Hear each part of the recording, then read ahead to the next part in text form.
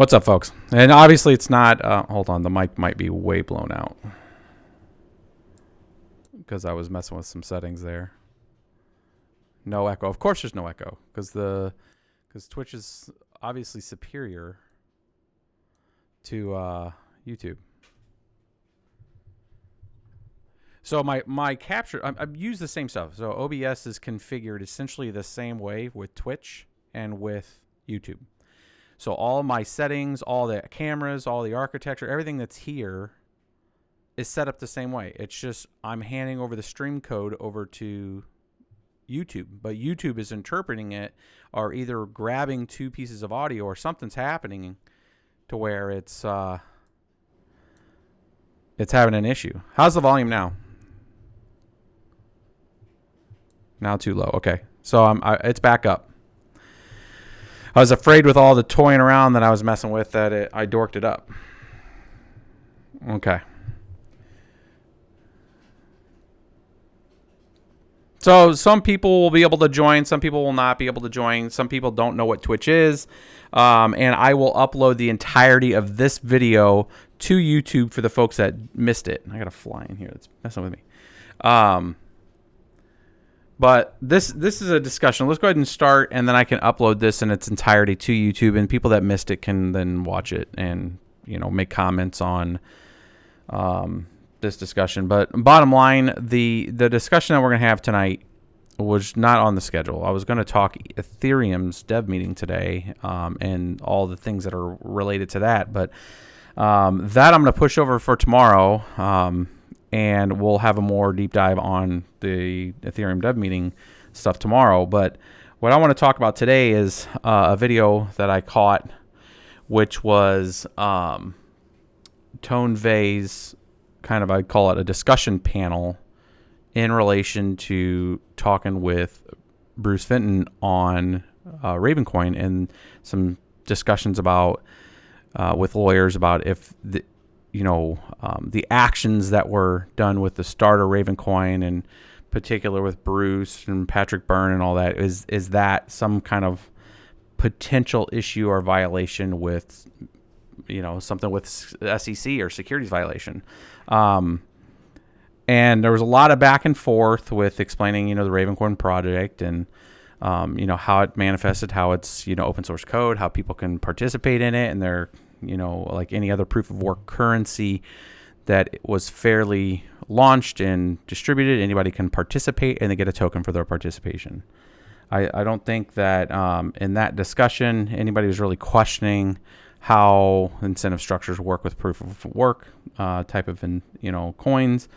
But by and large, I had so many notes. I took like 2 pages of notes of stuff that I was listening to because it was a really valuable conversation, even though some of the points I wasn't really catching what they were trying to dish out in the beginning. And then I started to understand the position that the lawyers that were having the discussion, particularly our lawyer, Jason, that was very outspoken on it, at least from the way he was frameworking the discussion on some of the actions that were done early in Ravencoin's life,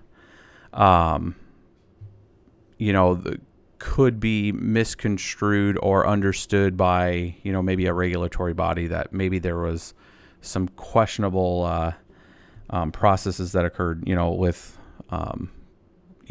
post-launch, even before the launch of Ravencoin. And then, the fair launch goes on and people start mining and stuff. So I'm going to go through kind of the introduction. This is kind of that's kind of essentially the introduction to this particular video, is discussing that particular live stream. I'll make sure that I have the links down in the description on the YouTube video. I'm going to upload this straight up after this, unedited, to YouTube.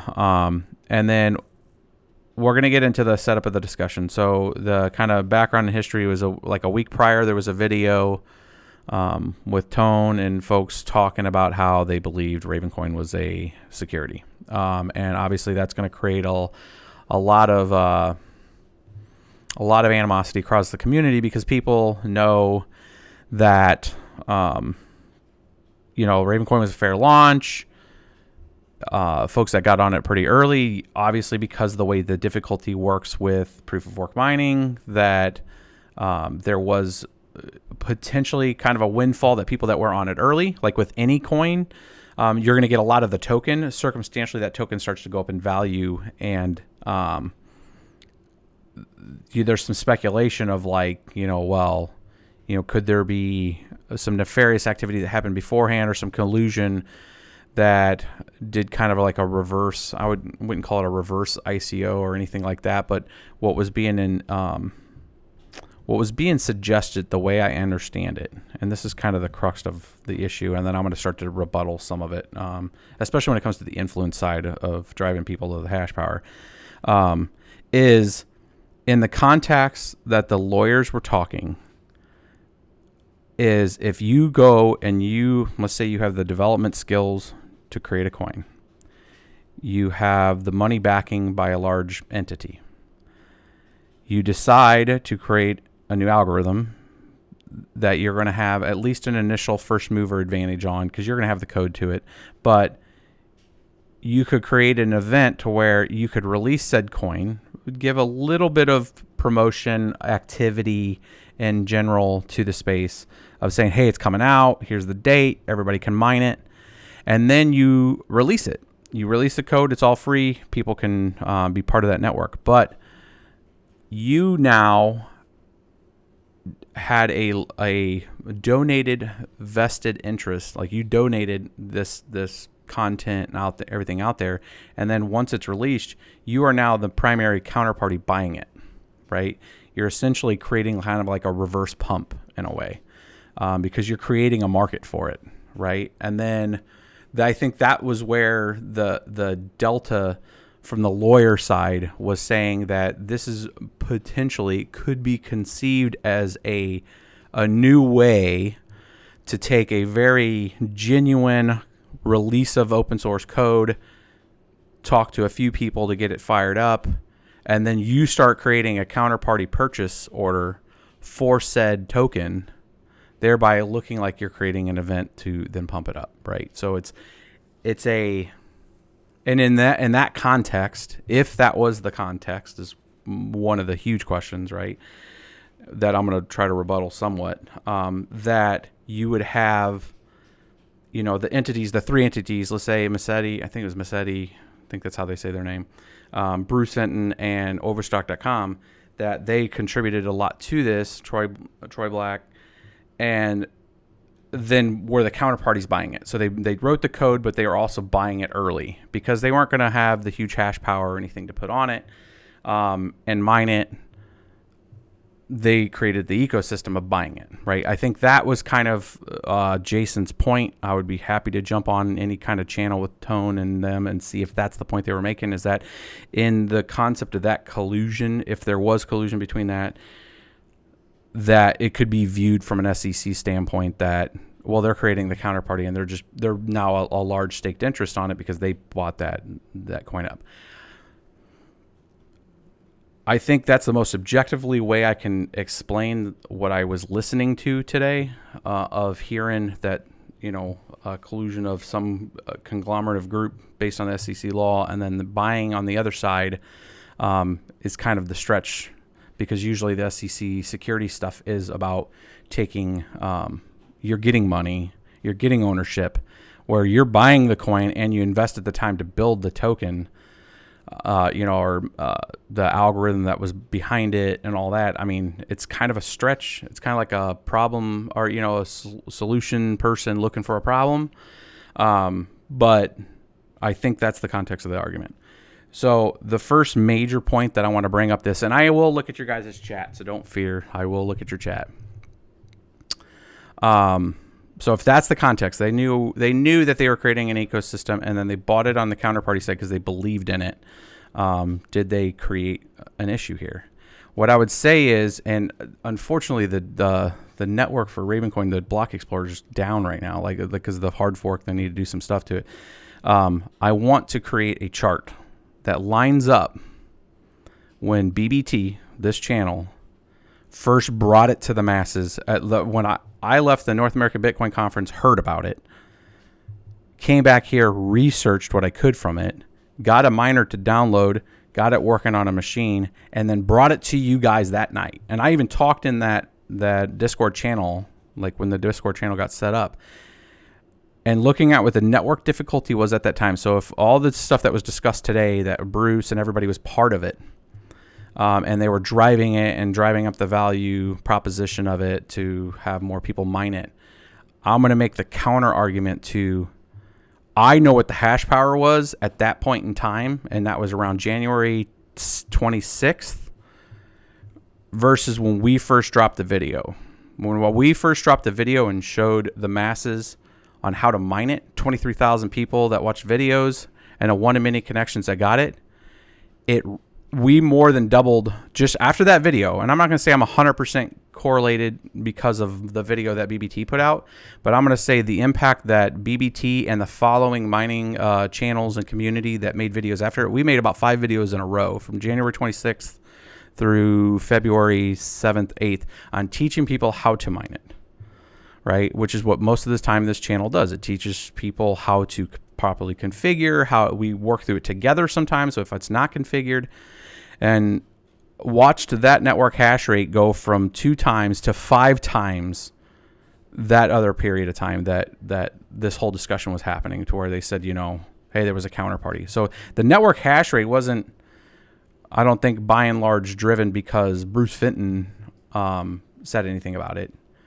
I would argue to say that the initial start of it was our initial coverage plus the coverage of Lore Legends, Son of Tech, Voscoin, JMS Vlogs. Everybody in the crypto community that talks mining is the one that brought the mass adoption on the mining scene to this coin. Just because you can correlate very easily and quickly, and we've done this before, to look at like a video dropped, what happened to the hash rate, just to create some kind of corollary science to it, of like, okay, I dropped a video, I showed people how to do this with our RX Vegas 64. We had like 200 plus people on that stream that night, like watching it live stream, and that video the next day had almost like 4,000 views, right? So from the people that it was relevant to the target audience that would be mining, captured that. So that what I'm trying to say is that on this argument today, where they were saying that Bruce and folks that may have been colluding with each other to release a coin, then kind of prop it up by purchase, their influence drove mass adoption. And their influence definitely had some level of understanding for like somebody like me to review it and say, hey, this looks good.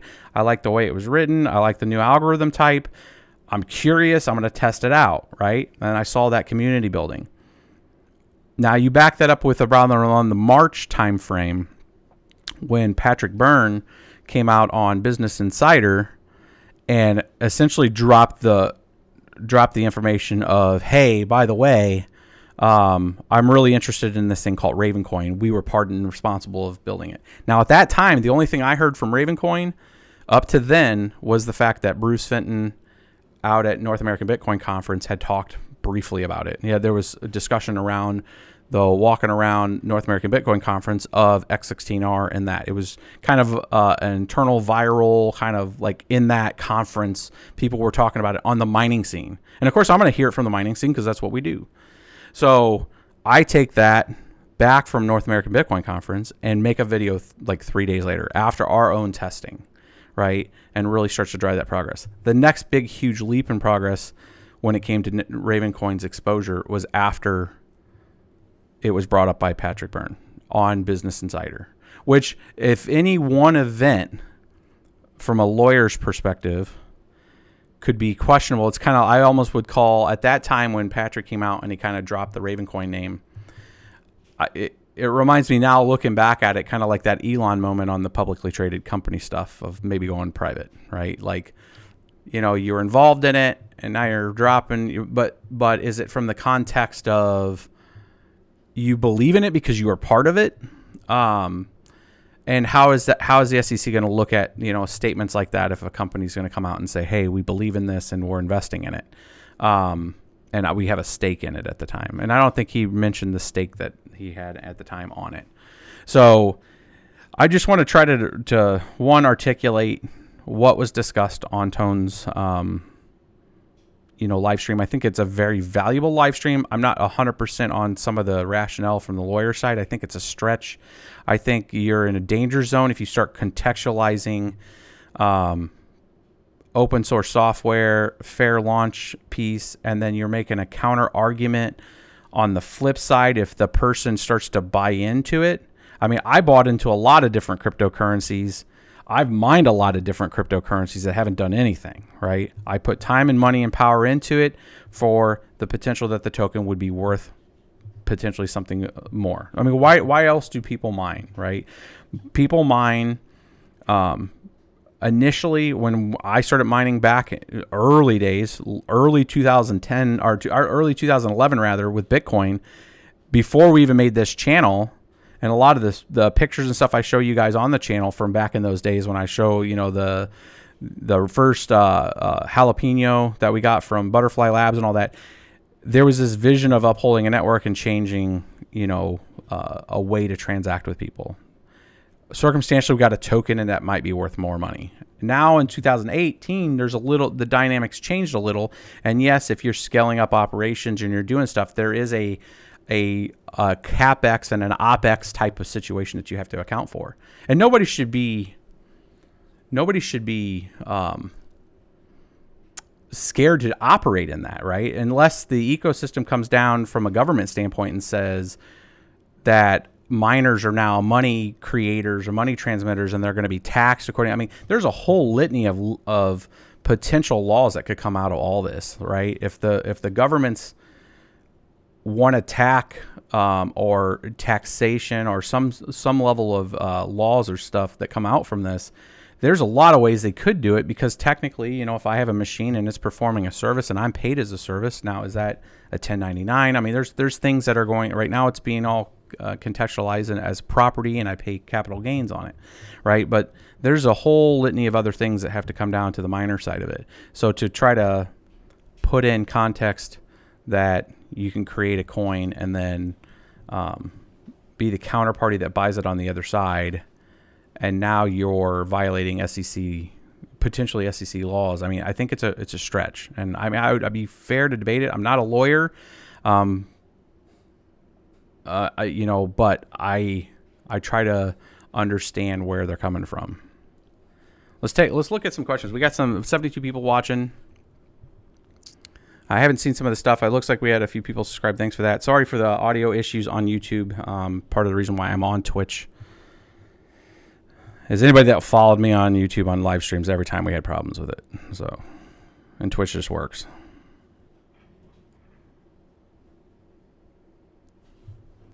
You guys resonating with this? Did I articulate the situation? I don't know if we have anybody from Tone's thing in this, but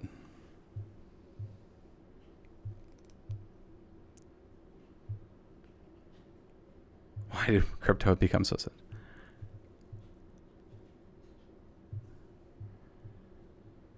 Yeah, I don't know, man. I mean, I can configure it at some other point and try to get it to work, but it literally is the same program, just where it's going streaming wise. I know you guys got some questions. There's 70 people in here. Canada still loves you. There you go. And maybe this will get some traction with Tone and those guys, and I'd be happy to come on from the miner perspective. Considering we do mine everything, essentially, that's out. I mean, not everything, but pretty close to a lot of the stuff.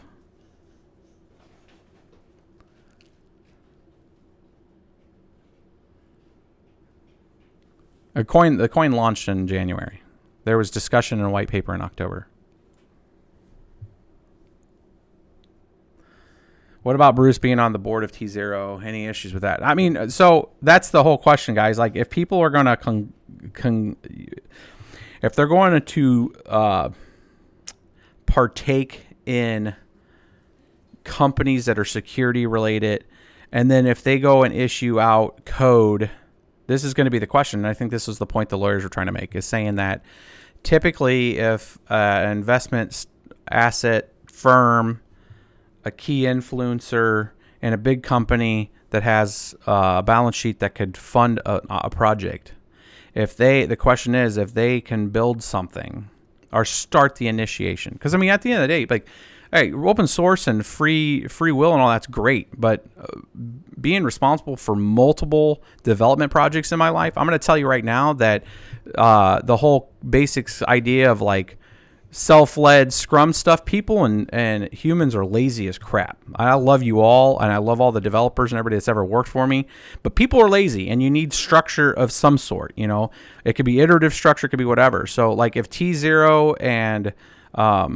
Patrick Byrne and Bruce come together and say, hey, there's got to be a better way, or we want to build something else, and we're not going to be able to put this asset system on Bitcoin because we won't have the influence to get it into a potential, this would be a hard fork. And you even say it in the white paper in there that they're wanting to put this asset system in there, but you know, they're not going to be able to hard fork Bitcoin, right? So it's only soft forks.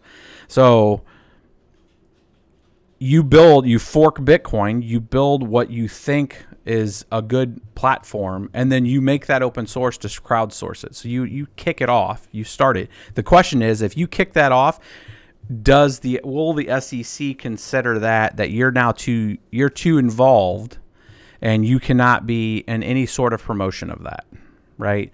If that's what the lawyers' take is on it, is that it's creating an ecosystem to where that's bad, and that's crossing the line also, and no, they cannot take an ownership in it.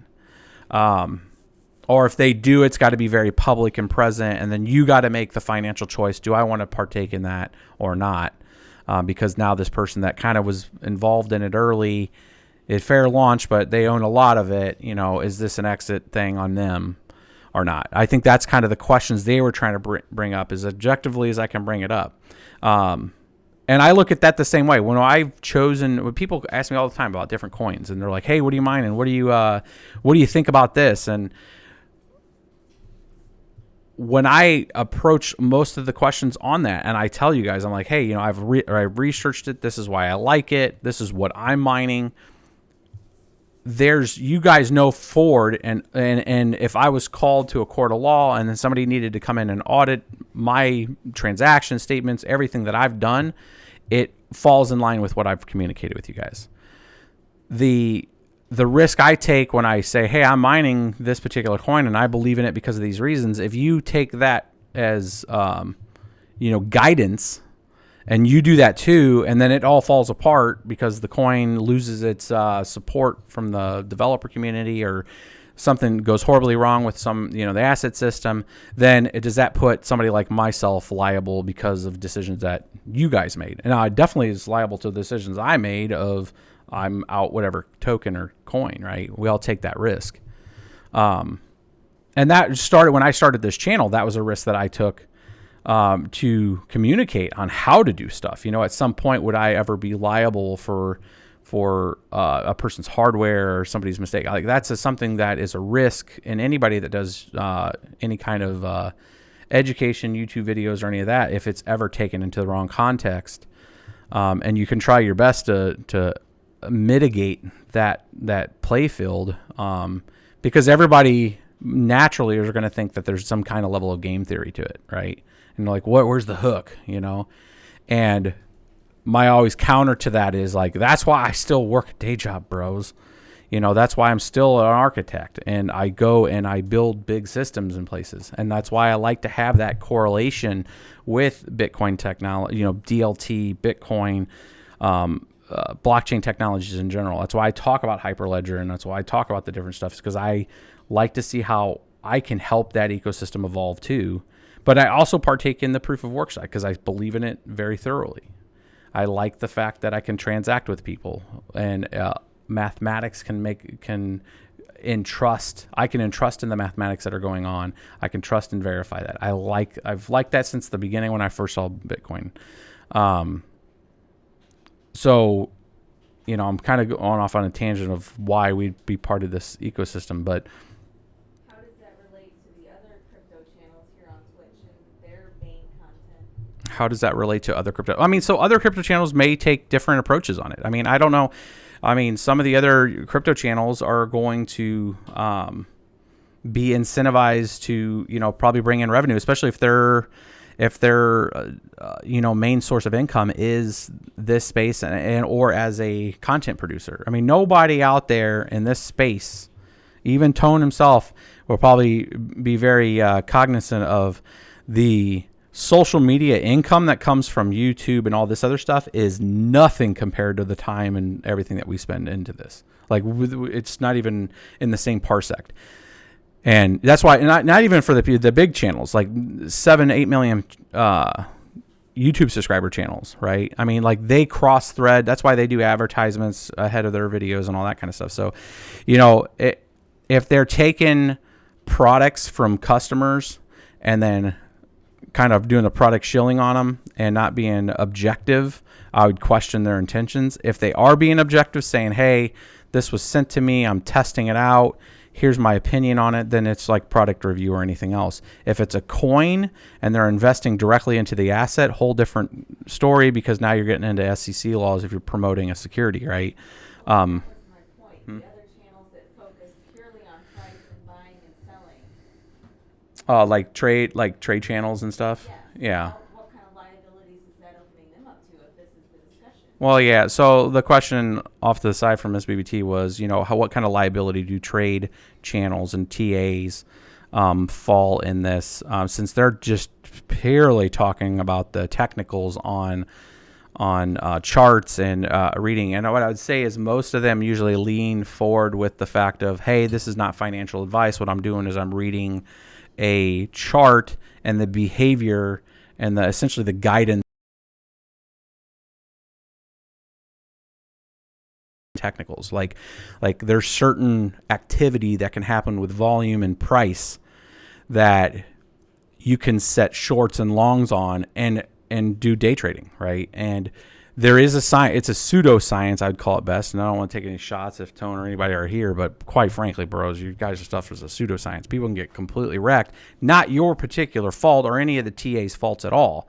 It's just, if you're watching the technicals, and the reason why I never talk trade with you guys and why I don't like to do trade related activities is because of the times that those technicals don't know what really could happen on like a whale situation where somebody can get completely all their stuff closed and wrecked, right? There's just too much non-regulation in that space to protect the trading investor. So it is really risky activity right now. If you look like BitMEX and 100x leverages and all that kind of fun stuff, is you're really rolling the dice on that. To where if I'm mining a proof of work coin, it's pretty linear. I mean, provided there could be a massive surge in difficulty because a lot of people get into it, and then my reward reductions are down because of just the natural. But living within that ecosystem is part of the risk that we take on that side of it. And there's not a lot of risk on there when you plug it in a machine and it going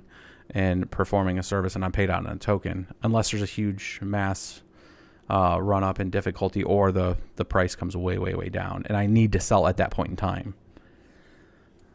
But how are they pointing risk at you for suggesting what to mine? How would people? Not portraying that these other channels have the same liability as saying when to buy and sell. I think we're following the same thing. Like I always start. So her question was how would I be any different liability wise than versus a TA channel, or to that take Bruce Fenton talking up Ravencoin. And I think it comes down to when people caveat that is like, hey, this asset could go to zero. This is what I like, and I'm just being transparent with it. That this is what I like, but does that carry a disclaimer type of thing? It's like you're at a pool and there's no lifeguard, right? They're gonna let you still dive, right? So they're gonna say, hey, there's no lifeguard, man. If you drown, you're drowned, right? But we gotta say it, because if we don't say it and then you drown, you're like, hey, where's the lifeguard, right? So I think there's a lot of really interesting analogies we could use in the space with related to people that are going to provide you insight and technical analysis on maybe trade activity, volume activity, or even education on how to get into mining like what we do. And with that, does that carry the weight of risk of us getting, the hammer thrown on us from the government for misleading people in an intention to try to gain from that. I don't gain anything by and large from talking up Ravencoin, short of if I hold a lot of Ravencoin, right? So if I held a lot of Ravencoin, which I held nowhere near what, and I guess is it relevant or not, then other folks that, and then I talk about it a lot. I do run that thread of like, hey, I'm mining it and here's how to mine it, the mechanicals of it, but try to stay out of it that I think, it's going to go to the moon, right? Like I hold a lot of different crypto assets with the intention that is a store of value that will increase. And I think that's the same position that Tone will take just on Bitcoin, right? That's his sell. I mean, that's the limited time that I've watched Tone, it seems very Bitcoin maximalist, right? Where it's just Bitcoin, everything else is fodder, right? So, and that's fine. That's his opinion. That's what he likes, right? And that's what he's going to trade analysis against. Somebody in my space that mines the different crypto networks, the different algorithms, the different value propositions that are being created from smart contract automation, high transaction speed, the finality, immutability of these different borderless, systems, the ones that are private and permissioned, that the eventuality where it will go to public and permissionless, are a limited participant on some transactions. It is advantageous for me to stay in that ecosystem. And then, if somebody like Tone that's going to trade just Bitcoin, that makes sense.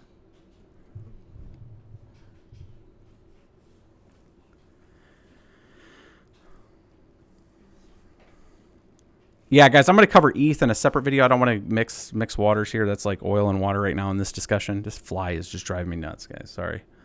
I'm getting attacked right now. I'm like under full-on attack from this fly. I'm going to cover ETH separately. I want to have a whole different chart set up for ETH and kind of explain it and all that kind of stuff. So we'll talk ETH on that one. Lord of the Flies here, literally. Yeah, man, they're just flying around here, dude. Bothering me. Can we kill the fly and make a GIF? No, man, because it has a soul, bro. Stop. Yes, we'll talk ETH tomorrow. I'm going to target ETH's discussion tomorrow morning. And then we'll go through that.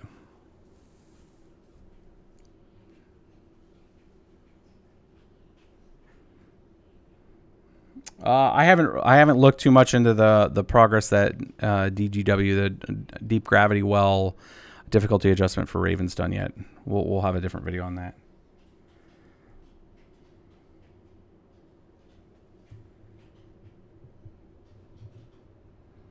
Pretty code. I'm going to put this up on YouTube right after this, and you'll catch the beginnings of this versus me repeating all of it.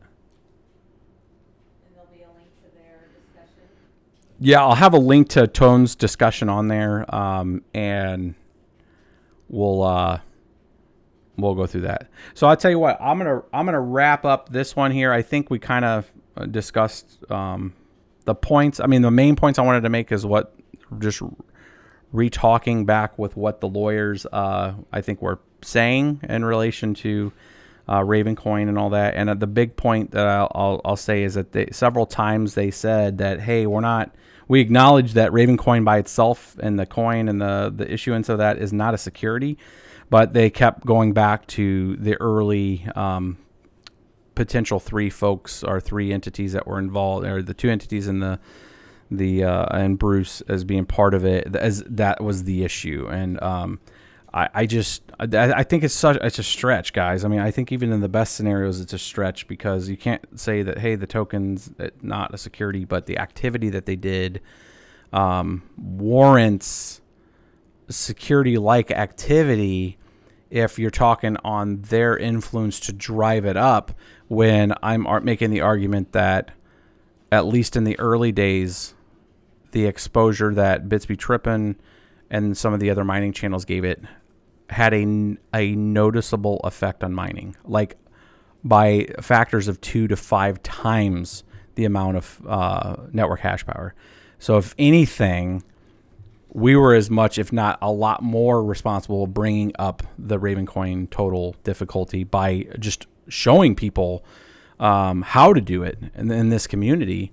And it was a perfect storm of where everything else was coming down and Ravencoin started going up in price and like adoption. Like people were like, oh, I can't mine it at that scale because it's doubled in difficulty, so I'm going to buy it. And you had this counter buying activity occurring too. So to pigeonhole Bruce and that group into something that isn't a factual known thing yet is a little suspect. And I mean, I think it's more of a stretch. And I love lawyers to death. I actually work with quite a few lawyers and in the crypto scene. And this just seems like a solution, or solutions looking for problems kind of argument. And I'd be fine to have that discussion. I think it's a good discussion, but I think that part's a little suspect without having true, no kidding. Can you attribute this collusion? It's opinion of a collusion. It could be circumstantial. I mean, is it? I mean, and I know lawyers are probably like rolling their eyes right now, like, "Oh yeah, sure, bro." It's like, well, okay, then prove it, right? The other point that I think I would make is that Bruce coming out there and taking the shots and trying to answer it and stuff, I applaud him for going out there and trying to be as transparent. He gave forth a lot of information, especially personally, of his current stake and holdings and all that kind of stuff. And, a person that's trying to commit any kind of issue or fraud or any kind of like that usually isn't going to get in there with a whole bunch of lawyers and then just be very open to their staked interest in it, their history of events and all this kind of stuff, right? I mean, so I would just say I get their approach, and I think the discussion's good, if that makes sense. So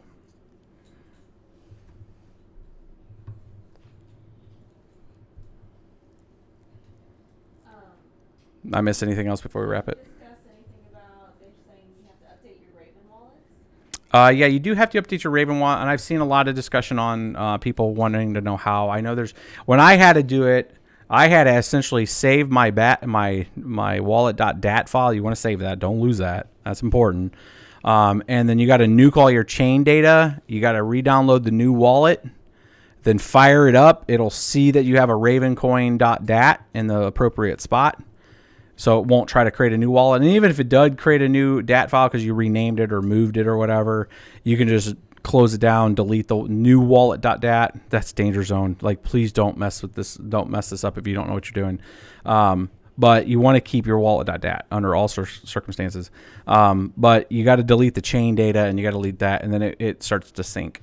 So it probably wouldn't hurt to probably do a video on it. I think it takes a while to sync though, but we could probably do a video on it if the community really thinks that they need it. Was there a legal document that was formulated via the Raven community? I don't think there's been any kind of legal document formulated. At least I'm not aware of it. There's a white paper, and it shows, and then there's the activity of being able to mine the content. And the legal documents that were discussed in the live stream today were stuff that was just hearing information that came out, and then follow-ups from various directors at the SEC that's posted on the SEC as PDFs that people are kind of dissecting. Thanks for those subscribes, guy. I missed a few subscribes, and Rig Ross for those 100 biddies. Thank you, sir.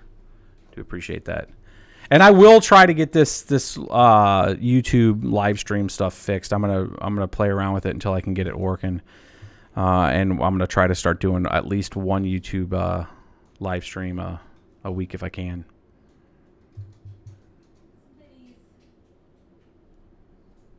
So, all right, guys, we're going to wrap this one up. I'm going to send you guys over somewhere. We're going to be doing the ETH live stream tomorrow. We'll talk through what happened at the ETH dev meeting, kind of break down the decision-making and then how that is. And this is actually a very interesting conversation. What we just talked about is in the context of what the lawyers were talking about and talking about coin issuance and stuff like that. What's going on with Ethereum could be an entire other subject of, you know, if you're gonna mess with issuance of a cryptocurrency and stuff, I mean, and you're gonna have investors on a call, and then they're putting forth their decision. I mean, there's some really questionable stuff that could be going on now under the understanding of what we just listened to today. And I put that hat on of like, okay, based on if that's where a lawyer's mind's at, what if he heard the fact that investors from Atlantic Capital was on the ETH dev call talking about cryptocurrency issuance adjustments, right? So you got an entire other, like they could have a field day with that kind of discussion. So I'd like to explore that at some point, because I think it's something that we probably all need to, I mean, and for protection of ETH dev people and people making calls on issuance, monetary related stuff.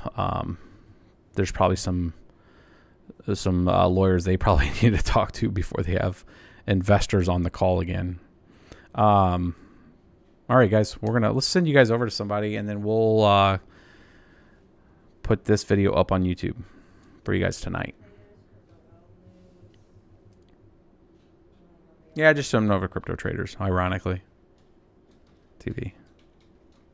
All right, guys. You'll see this up on YouTube here shortly. It's probably going to take it about 40 minutes to upload. So I'll have the comments and the links to the original video. Thanks for those follows, guys. This is the kind of content I usually cover, plus some mining stuff. So we'll see you guys tomorrow. Check out Twitter. You'll see the time and date.